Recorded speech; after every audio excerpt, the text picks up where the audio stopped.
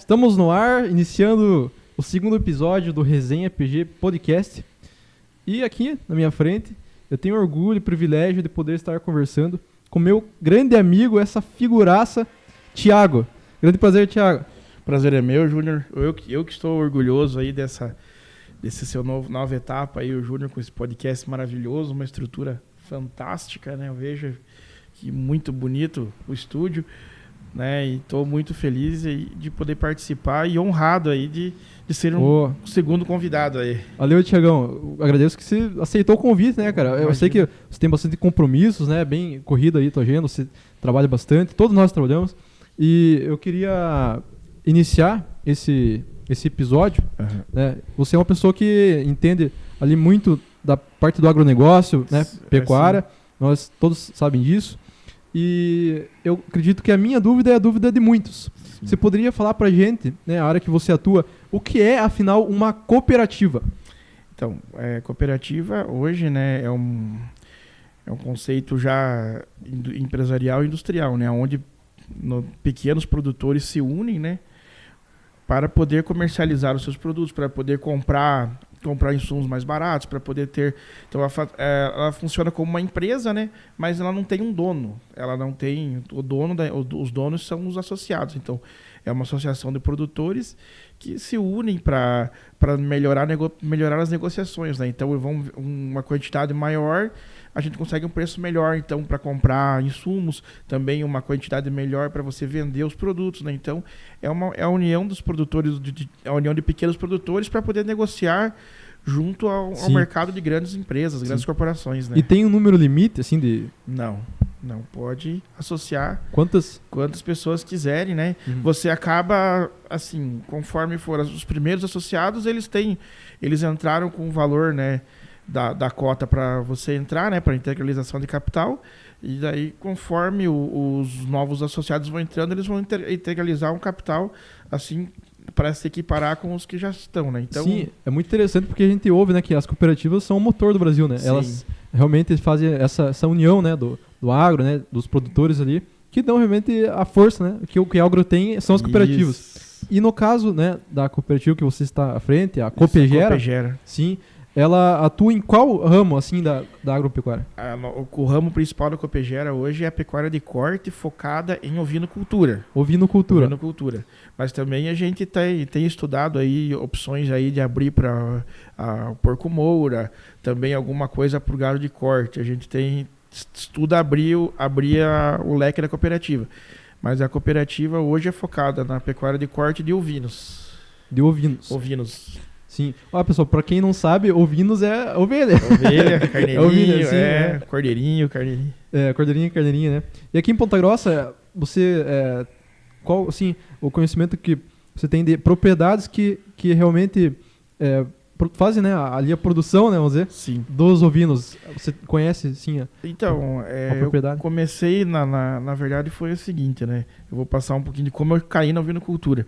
Então a gente tinha na época, a família da minha mãe tinha uma área em Teixeira Soares, a gente tinha a ideia de trabalhar com alguma coisa, né? Então, ó, ali tinha meu tio trabalha com a granja de suínos lá, ele tinha a área que era uma área pequena para produção de grãos mas também uma área que não dava para deixar parada, né? Então a gente resolveu procurar ovinocultura.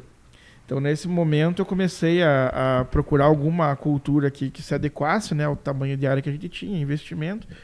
Aí eu recorri também à universidade, né? Na época, foi com o professor Exaltino, que também hoje ele faz parte da cooperativa, ele é o diretor de tecnologia da cooperativa. Sim. E naquela época ele trabalhava na Fazenda Modelo, então ele deu algumas instruções para a gente trabalhar.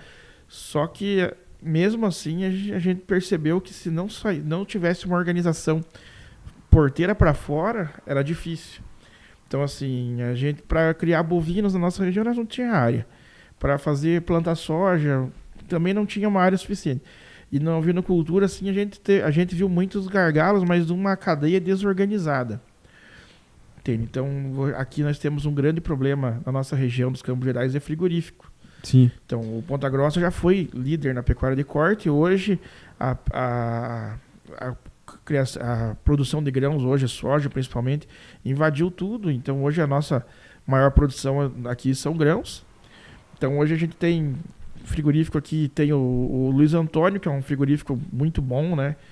Mas também não é pequeno porte, que não abate ovinos na região. Você fala, Luiz Antônio, que a gente compra aquelas linguiçinhas fininhas do... Pô, aquela é boa, cara. Aquela, no churrascão, fica... Sim, o Luiz Antônio, ele tem um frigorífico mais enxuto, ele não trabalha com ovinos, né? Porque por questão de tamanho da planta dele, não permite, né? Ele trabalhar com ovinos. Então a gente tem ali tem o Frigonese, Ivaí, mas a gente tem um problema sério de onde a gente vai abater essa carne ovina. E em contrapartida, né, a gente tem uma demanda reprimida de carne de ovinos que é impressionante. Eu participei muito junto na época com a universidade, agora com a cooperativa, né? Então a UEPG e a Sescage, na época que o Dr. Cunha ainda era proprietário de Sescage. O Dr. Cunha também é foi criador de ovelhas, é um entusiasta também da ovinocultura na época. Então a gente fez muitas reuniões, viagens e fomos atrás de... Realmente conhecer, né? Para conhecer, e a gente descobriu que existe uma demanda, assim, principalmente Oriente Médio, Europa, eles compram tudo. Então, assim, a gente conversa sobre ovelhas, eles vêm aqui e falam, não, eu quero tantos toneladas, a gente não tem como entregar. Que a dificuldade é o fomento do frigorífico. Sim, com certeza. Então, assim, hoje sempre foi o nosso principal gargalo, foi a comercialização. Então, ainda está difícil, né? Hoje ainda tem muitos criadores que acabaram saindo da atividade. Nós mesmos, a gente acabou suspendendo um pouco a atividade até organizar essa questão pela dificuldade da comercialização. Mas é impressionante, assim, quando a gente... Dentro do trabalho da cooperativa, a gente acabou fomentando em reserva ali, um produtor rural, um empresário. A cidade é muito assim, envolvida, né, com o agro. Sim. Muito. A cidade depende do agro, Sim, né? Depende, lá.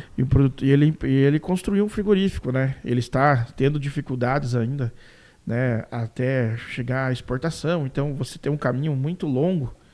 Né? Então o frigorífico hoje para você construir um frigorífico e ele está no nível de exportação é anos, porque você tem que trabalhar, você constrói o frigorífico, ele vai trabalhar no CISB, que é o sistema de inspeção estadual, né? O CISB e o CIP. Aí ele vai para o CIF para poder exportar. Então é uma série de processos, burocracia, né? Isso, e também interesse do governo, né? Sim. No tempo que a gente iniciou o projeto, a gente estava com o governo que não tinha o interesse que houvesse mais frigoríficos. Hoje o governo atual, eles não têm muito interesse. Com certeza. E falando de governo, autoridades e tudo mais, o que você teria assim como opinião, né, ou dica para as nossas autoridades realmente poder fomentar, né, a agropecuária, o agronegócio aqui no Paraná? Você tem assim, uma ideia, uma dica, assim? O Paraná a gente passa por uma situação muito boa, sabe? O Paraná é um estado riquíssimo, um estado muito bonito, muitas potencialidades, né? Gente, é muito lindo nosso estado, né? Nosso estado é maravilhoso. Quem teve a oportunidade, eu já tive a oportunidade de rodar esse estado aqui em várias cidades, assim. É um estado muito bom. Questão de... Até uma vez eu recepcionei um criador ele era de Goiás, da região de... produção dele na região de Goiás ali. Ele até é um influencer digital sobre a ovinocultura, que é a Dorper da Roca, né? A fazenda da Roca ali. Aí eu recebi o menino, ele chegou em Ponta Grossa e eu fui levar ele para conhecer a nossa região. Ele se impressionou, ele falou, nossa, vocês têm uma condição para pecuária fantástica. A faca e o queijo na mão, né? Vocês têm pasto verde o ano todo. Eu falei, o Paraná tem essa peculiaridade. Lá no Goiás eles têm a questão da seca, né? Do inverno, verão, principalmente no verão lá que seca bastante, então eles têm que fazer bastante feno, e aqui no Paraná não. No Paraná, se você tiver um bom manejo, no verão você trabalha com a pastagem de verão, que seria capim-sudão, a própria... tem as pastagens para verão, e depois do inverno você trabalha com aveia, com azevém. Então assim, você não tem uma falta de pasto. O manejo legal, você vai manejando, você pode se manejar para ter pasto verde o ano inteiro. O ano inteiro. Que... Isso isso foi Deus que fez. É uma bênção de Deus, né? Foi uma bênção de Deus. Deus colocou, vou deixar o Paraná aqui bem caprichadinha nessa zona aqui, climática aqui, que ele vai poder ter essa oferta de pasto verde o ano inteiro. Então, a gente tem um grande privilégio geográfico, né? Assim, a gente tem essas questões um pouquinho, a nossa aqui de geada, frio, inverno e tal, mas Deus deu uma alternativa. Tem a pastagem de inverno que aguenta o frio, aguenta a geada. Então, assim, a gente tá num lugar... eu acho que o Paraná, assim, pro agronegócio, Deus fez... Quando ele criou o Paraná, ele tava caprichando, assim. Não, vou fazer um lugarzinho maravilhoso... Sim.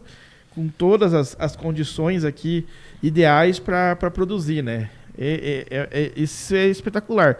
Só que nós temos uma característica do nosso estado, né? Que é assim, nosso estado ele não é um estado de grandes latifúndios, grandes fazendas como é o Centro-Oeste, né? Sim, sim. Então as propriedades elas são menores. Um pouco menores, né? Um pouco menor. Tem propriedades enormes, grandes produtores, mas Nossa, a maioria... Sim. Claro. A maioria somos nós, médios e pequenos produtores. Só que acontece o seguinte, a gente tem uma questão hoje que a gente vem lá, que a Europa passou por isso, né? Então, que é a sucessão familiar. Então, acontece o seguinte, as propriedades, então, numa fazenda grande, lá temos um senhor, vamos lá falar hipoteticamente, lá tem um senhor, lá tem 300 hectares de produção de soja. Aí ele faleceu, aí ele tem 4 filhos. Aí você vai viu, né? De uma fazenda grande, ela Nossa. vai ficar em 4 fazendas menores. Por quê? Porque às vezes os filhos não trabalham junto. Cada um quer trabalhar do seu jeito, quer fazer. Então, na sucessão familiar, aquela grande propriedade vai se vira diminuindo. numa... Não sei se alguém acompanhou a série que foi no Netflix, né? Que é a Yellowstone, né? Que é uma série maravilhosa. Maravilhosa. Então, é mais ou menos o que aconteceu lá com o Rancho Dutton, né? Eles não querem... Eles estão lá resistindo pro rancho se manter, né? Grande. Sim. Então, tem as pressões da chegada, do aumento populacional. Então, ali, digamos, para se dividir o rancho, dividindo um para cada herdeiro, o grande rancho Yellowstone ia virar em pequenos ranchos, né? Se vê, então, a arte imitando a realidade, né, cara? Incrível. Então é essa situação. E o paranaense, assim, ele tem uma visão, assim, um pequeno, médio produtor, ele quer ser um grande produtor. Então eles têm, assim, eu trabalhei, antes de começar na área na produção, lá na pecuária, eu trabalhei antes com parte comercial, né? Então eu trabalhei junto iniciei na Ford, né? Na Ford Caminhões, fui para automóveis. Aí depois eu acabei passando para o grupo, na época ainda era o grupo EBCW, a gente trabalhava com máquinas agrícolas. Então eu trabalhava com a linha de usados das concessionárias que na época eram no grupo lá do EBCW, lá do seu Eugênio. Então eu trabalhava nos usados, depois foi incorporado mais uma marca, que é a LS Tractor, e eu trabalhei um bom tempo nessa região de maquinário. Então, mas até isso você faz, Thiago? Até isso você faz? Não, isso já fiz, né? Agora já ficou no passado. Eu trabalhei nessa época, Mas tem que ter peito, né, cara? Porque não é fácil, né? Isso, fui consultor, fui vendedor, né? Eu vendia maquinário, então a gente via, assim, eu via muito produtor... E é um mercado grande, né? É um mercado grande, mas muitos produtores, assim, pequenos e médios, eles se endividaram, porque hoje, assim, a gente vem de um boom de commodities, né? Então, a soja, ela teve um patamar de R$60, R$70 uma época, isso lá por 2010, 2009, 2010, ela teve esse patamar, ela subiu, e ela subiu demais. E ela teve um ciclo muito longo dessa alta de commodities. Então, assim, teve muito produtor que desistiu de atividades que hoje, tipo, desistiu da ovinocultura para, não, vou produzir soja, porque soja é mais fácil, vende bem, é só produzir e vender commodities. Só que está acontecendo o que agora? A soja, ela tá voltando aos patamares lá de 2010, 2011. Então, a soja vai voltar a ser a menos de R$100 a saca. Só que assim, o que está segurando aí num preço para nós, assim, é o desastre dessa nossa política externa Sim, infelizmente. do PT, do Lula, Sim. que o dólar tá lá em cima. Então daí você consegue assim, não, o dólar tá alto, ainda conseguiu manter um preço em real bom.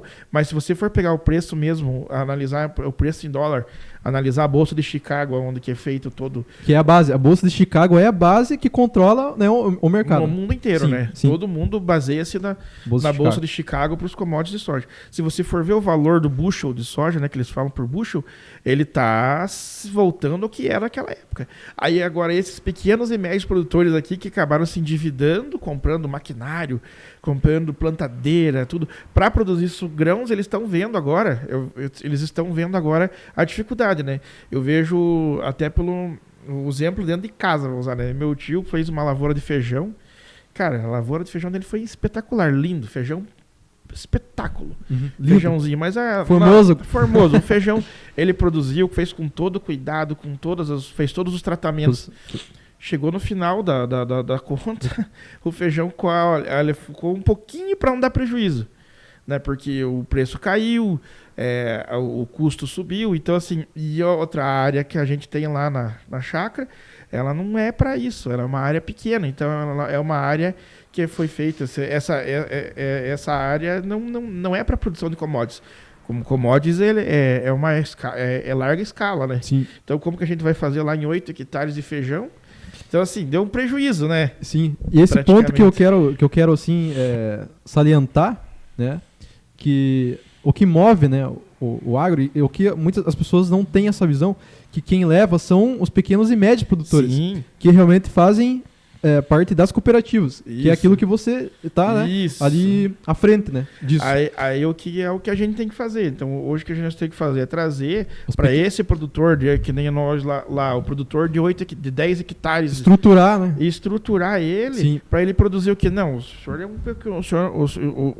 soja é commodity, milho é commodity. Esse boom aí de preço já era, né? Já foi. Então o que a gente vai ter que fazer? Vai ter que estruturar ele para ele poder ter uma produção de ovelha, uma produção que o Paraná está dando show hoje, que é a de pescado, né? Na nossa região, pescado, sim. Tilápia, o Paraná está nadando dá igual a, né? Nossa, tá. O Paraná hoje é líder nacional aí de produção de tilápia. O Ratinho Júnior fez um trabalho fantástico. E também das cooperativas também, né? Você pega as cooperativas da região do oeste, do sudoeste ali, que trabalharam fortemente com esse. Então eles já trouxeram algumas outras alternativas para a pequena propriedade. Então, assim, o Paraná tem. Hoje a pequena propriedade ela teria que ficar focada no leite, né? Então nós temos grandes aí produtores de leite, grandes cooperativas baseadas no leite, né? Sim. Caso da Castrolanda, da Capal, da Frisia, né? Eu queria tirar uma dúvida. Cara, a gente às vezes vê alguns vídeos na internet dos produtores muitas vezes jogando leite, né?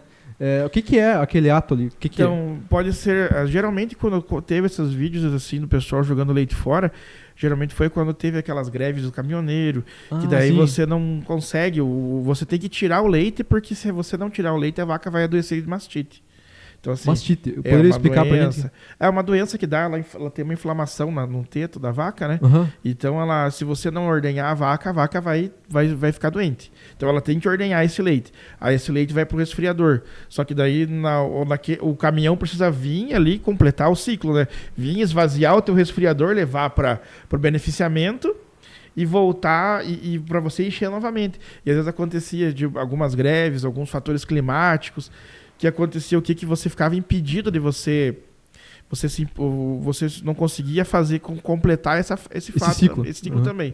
E algumas vezes por questão de preço também, né? Às vezes o produtor acabava não podendo vender, porque hoje o pequeno produtor sofre muito, porque ele é muito apertar as margens, né? Então, o leite, você tem aquela margenzinha ali, o produtor de leite ele vive de centavos. Então a economia, o lucro do produtor é centavinho por centavinho. Sim. Então é bonito, né, o produtor de leite, porque eles dão valor pro dinheiro deles, porque eles brigam por centavos. E essa é uma ideia que infelizmente, né, fica na cabeça do brasileiro. A gente vê, é porque os produtores, nossa, e os tentos, sei lá, e colheitadeira, viu? Mas, gente, esse é o instrumento de trabalho deles. Tem maquinário, né, para poder realmente dar uma boa qualidade de vida, assim, para as vacas. Elas têm, às vezes, o tratamento melhor que um ser humano. Sim, né? com certeza. Elas passam, assim, a vida delas, né, sendo muito bem tratados, né? Sim, Parabéns para os nossos produtores, eles são nossos heróis. E realmente, eles ganham nos centavos, né? Sim. Não é aquela coisa toda que tu não pensa. Não. É uma coisa puxada. Quanto melhor a vaca for tratada, quanto melhor ela tiver de sanidade, conforto térmico, mais ela vai produzir o leite. Sim. E isso não é só com a vaca, com qualquer outro animal que produção de carne. Então, assim, o Brasil hoje, a nossa pecuária brasileira é referência em boas práticas, né? Em boas práticas de manejo. Então, assim, hoje tem aquela coisa do pessoal, não, porque o animal sofre animal. Não, todo produtor sério, e o produtor sabe que duas coisas que eu falo. O produtor rural é o maior é o maior agente preservador da natureza. Porque hoje o pequeno e médio produtor, ele tem que ter 20% da área dele 20% de reserva ambiental. Caramba, 20%. É muito essa reserva, ela é monitorada por satélite, ela é monitorada. Então hoje o produtor rural, ele preserva 20% da área dele. É muita coisa, cara. Muita coisa. Mata nativa. E outra, ele gasta para preservar essa nativa. O governo não dá um centavo para ele. Então assim, o próprio produtor que mantém esse 20%.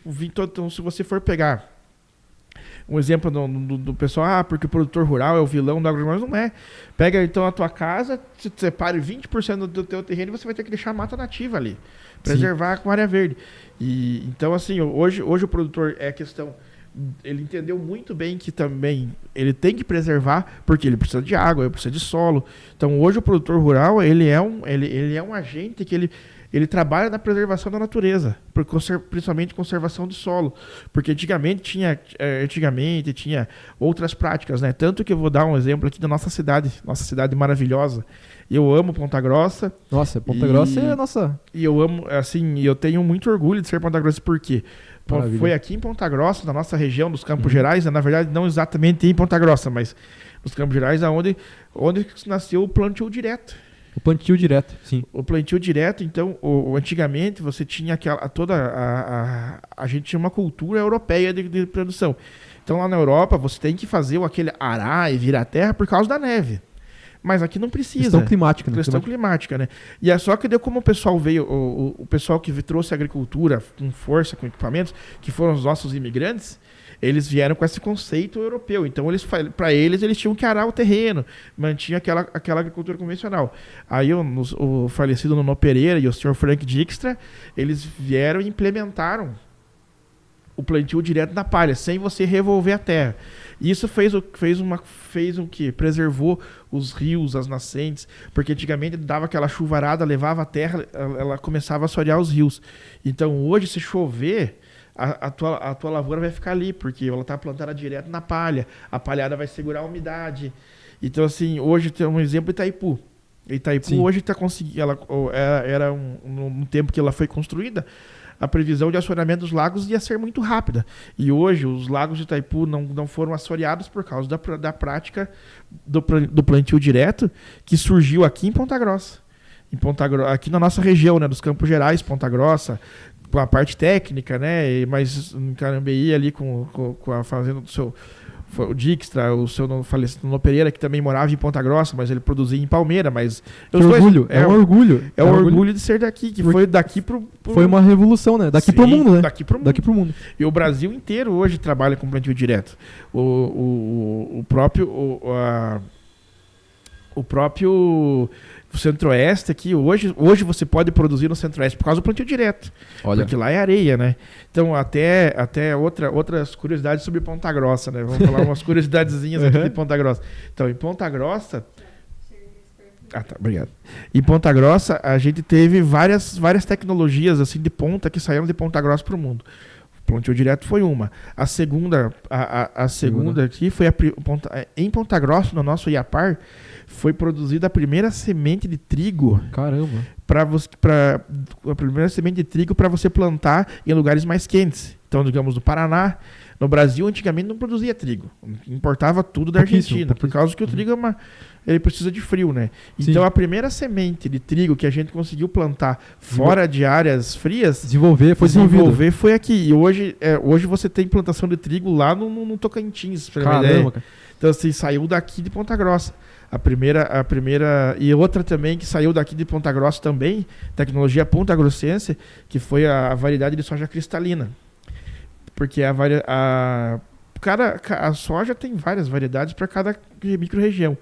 Então, aqui em Ponta Grossa, através da pesquisa do Francisco Terazawa, da FT Um abraço Sementes. pro Francisco, ele é vivo? Sim, eu não sei se ele é vivo, mas acho que deve ser vivo, sim. É o dono da Ou pra família, né? a empresa FT Sementes, né?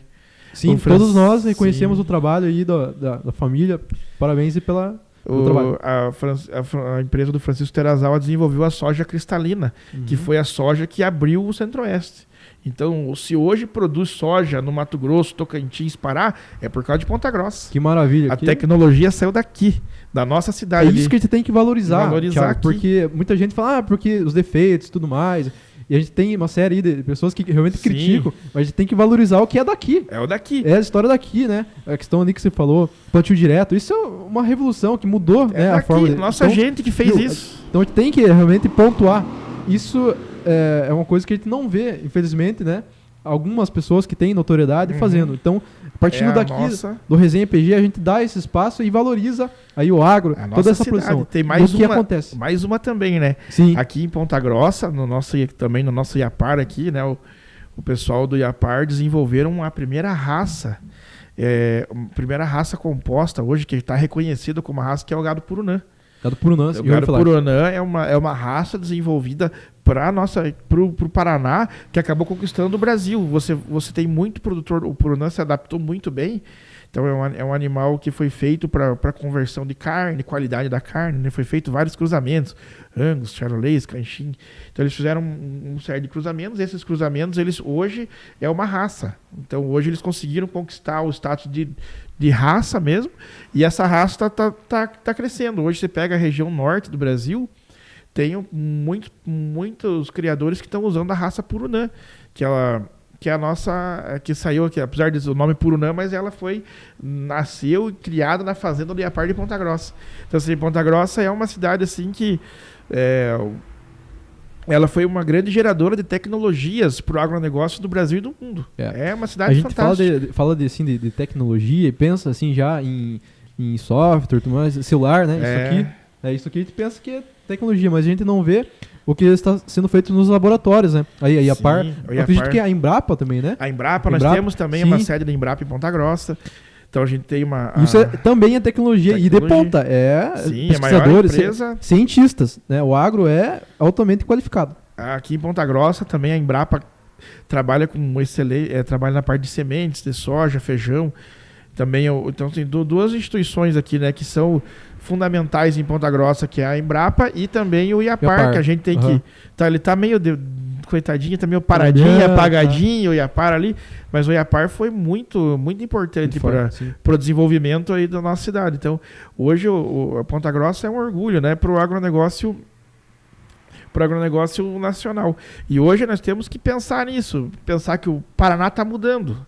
Então, assim, a gente a gente tem que olhar um pouquinho mais para Santa Catarina. Começar a olhar, a ver, Santa Catarina meio que ela já tem questões assim, de propriedades pequenas, um terreno mais acidentado, mas eles estão trabalhando muito forte o turismo rural, eles estão trazendo outras alternativas para o produtor ganhar dinheiro. Então, assim, o paranaense ele gosta do trabalho pesado, né? Isso eu acho interessante. O paranaense, ele não é aquela coisa, eles acham, não, turista vai encher o saco, vai incomodar, mas hoje traz uma renda, hoje a gente tem um trabalho. Então, assim, a gente tem que abrir a mente do pequeno produtor. Aí vem aquela pergunta sobre o que o governo poderia fazer.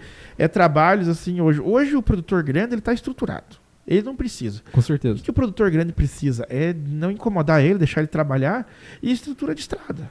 Sim. Então você pega um produtor grande, o que você precisa mais? Eu preciso de estrada. Eu preciso ter tá com as estradas em dia para o acesso. Agora o pequeno, o médio produtor, eles precisam, né? Então hoje existem várias alternativas, produção de cogumelo, a produção de fruticultura, orgânicos e tal, que são todos... O turismo, né? Isso, turismo rural. Turismo rural. São tudo com um valor agregado alto, né? Se você consegue agregar valor à propriedade. Hoje a gente tem muitas propriedades bonitas, então... Hoje está na moda muito o ciclismo pelas estradas rurais. Então hoje a gente tem um grande potencial E aqui na nossa região a gente é muito rico, né? Nessas trilhas e tudo mais. Belezas naturais, Belezas né? naturais. Ponta Grossa Temos aqui, né? Furnas, Buraco do Padre, Cachoeira se da você for Mariquinha, ver pra fazer... O Itaiacoca é Itaiacoca. uma referência de turismo rural, né? Sim, Itaiacoca, lindíssimo. Tem bastante. Eles já estão se organizando para turismo rural. Então, se a gente tem que trabalhar nesse sentido, nas outras cidades do interiores menores, a gente tem que trazer essa questão um pouco do turismo, um pouco de novas culturas, trazer a gente sair mesmo meio que do comum, que é, ó, cara, soja, milho, grãos é para grande produtor. Então, se a gente tem hoje o pequeno produtor tem a questão é o leite, é a produção de leite também que vem uma pecuária, mas procurar assim várias alternativas, né? Para a gente conseguir, para que o desenvolvimento vai e também a gente evitar esse problema do êxodo rural, né? Que daí o produtor fica pequenininho, daí ele fica sem dinheiro, o que ele pensa? Vou vender a minha propriedade e vou vir para a cidade. Daí ele vem vem aqui e vai passar mais dificuldade ainda, né? Então, a gente tem que trabalhar para segurar o produtor no campo. Então, vai trazendo alternativas, né? Então, a Copegera trouxe uma alternativa que é a ovinocultura. Você não precisa de tanta terra para você criar ovelhas. Então, o preço da carne ovina no mercado ele é muito maior que a do bovino. Então, você consegue em pouco espaço de terra ter um valor agregado. A ovelha, além dela te dar carne, ela pode te dar também a lã. A lã, importante para a indústria têxtil, né? Isso, e o melhor queijo do mundo é feito com leite de ovelha. Sério? É ovelha leiteira. Nunca cheguei a experimentar. Existe, e hoje se você for trabalhar, ainda no Brasil a gente fica meio assim, né? Não conhece, mas se você for pegar a Europa e um pouco no Uruguai lá, você vê a questão da ovelha, o leite de ovelha também é muito apreciado para a produção de queijos finos, né? Então os melhores queijos finos hoje vêm do leite de ovelha. Um exemplo também que eu falei do Uruguai, né? O Uruguai é um paísinho pequenininho, mas também muito bom, muito bem localizado, e é um país onde sobrevive praticamente da pecuária de corte e da pecuária da ovinocultura, né? Então hoje é um país que a gente pode se projetar, né? Conforme o Uruguai trouxe, e fazer com que a ovinocultura cresça, né? Então, por isso é que a gente precisa do governo para ajudar, né? Então, hoje, o governo do Paraná, a gente não pode se queixar. O governo do Paraná é muito bom. Assim, o Ratinho Júnior, com as políticas que ele teve aqui, foi sensacional. Hoje, vou puxar um pouquinho o saco do nosso ex-secretário de Agricultura, que era o Norberto Ortigara, né? Então, ele foi fundamental. Ele veio trabalhando já ele gosta muito de orgânicos, então Sim. Ele veio jogando... O bom trabalho a gente tem que reconhecer, né? Sim. Quando tem bons resultados, né? Em reserva, né? A gente quando estava com o governo anterior ao atual, fluiu bem, sabe? Foi bem legal. Quando mudou o governo, a gente não conseguiu ir para o CIF direto. Então, assim, o frigorífico, ele ficou parado. O seu Augusto lá teve até medo de ter que quebrar e fechar. Então, a gente conseguiu... É uma situação delicada, né? Situação delicada. Mas, prontamente, o próprio secretário Norberto visitou o frigorífico, visitou a obra, e ele, dentro das possibilidades do governo do estado, Sim. Eles viabilizaram e colocaram para funcionar o frigorífico. Então, assim que a gente precisa.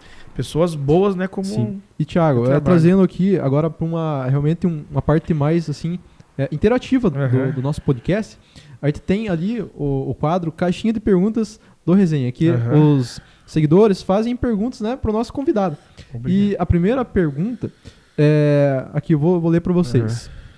Tiago, se fosse para escolher um lugar para viver até o fim da sua vida, que lugar você escolheria?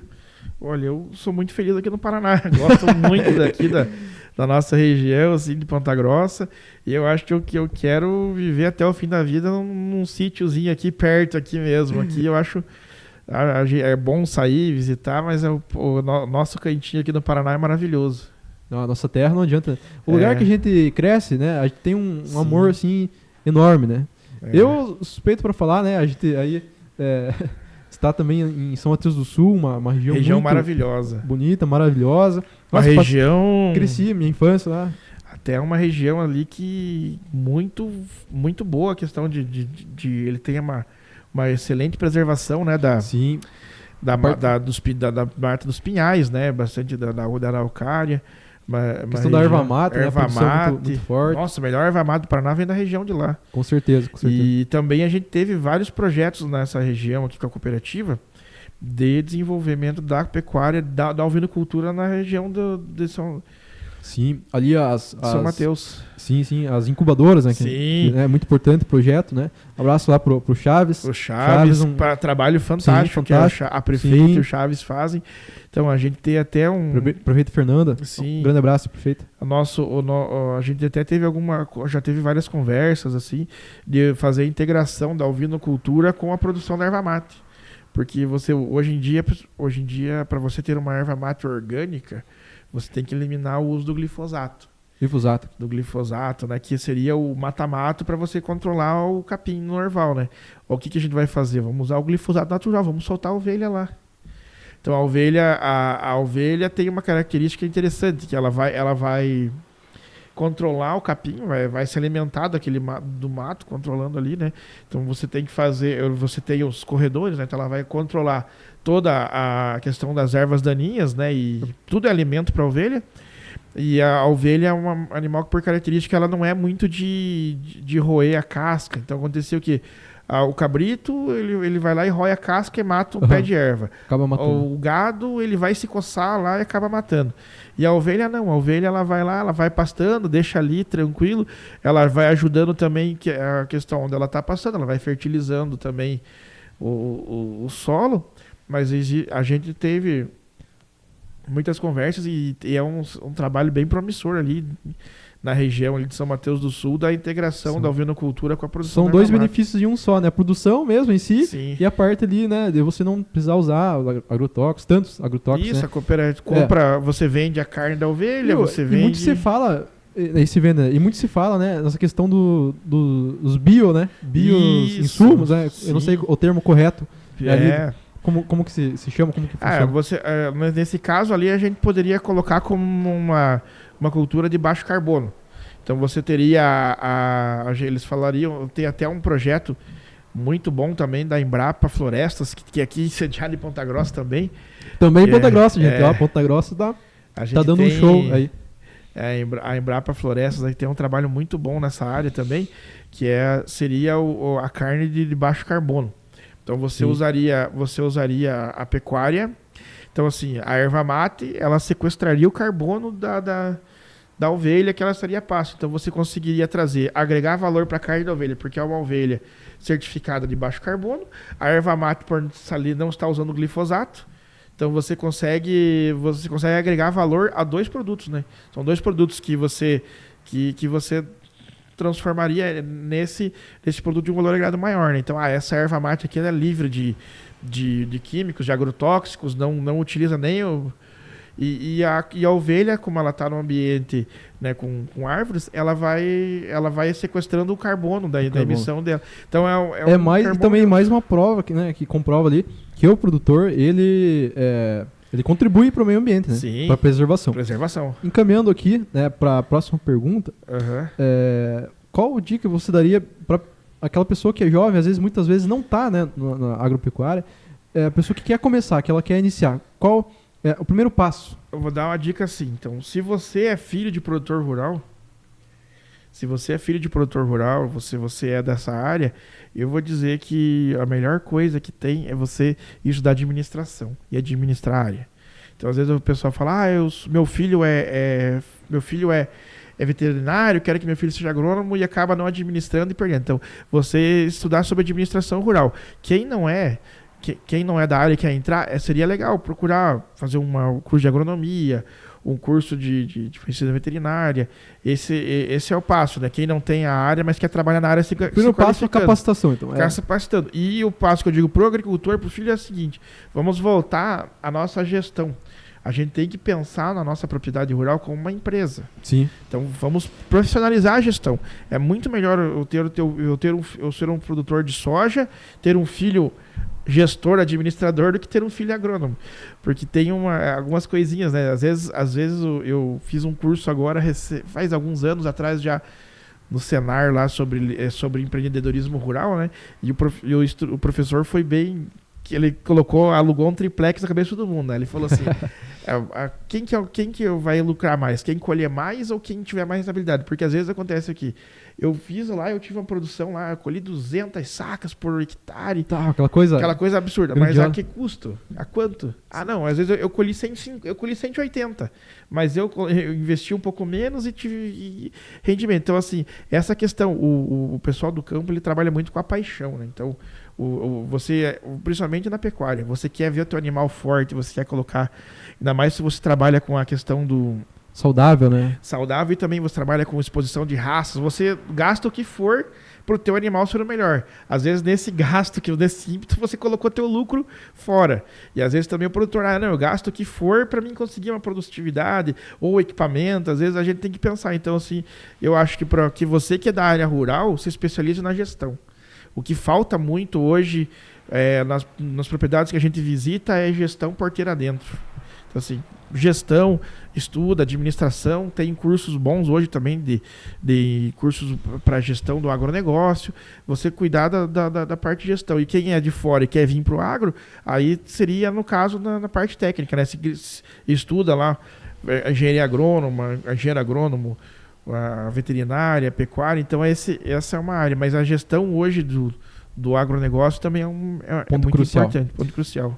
Então, com a resposta do nosso amigão Thiago, nós aí encerramos o segundo episódio do Resenha e eu agradeço por você compartilhar o teu conhecimento, que é muito grande. Dentro de um episódio, é impossível assim, a gente colocar todos os conhecimentos, todas as vivências, né, histórias, né, engraçadas, aí pra a gente, pra nossa audiência, né?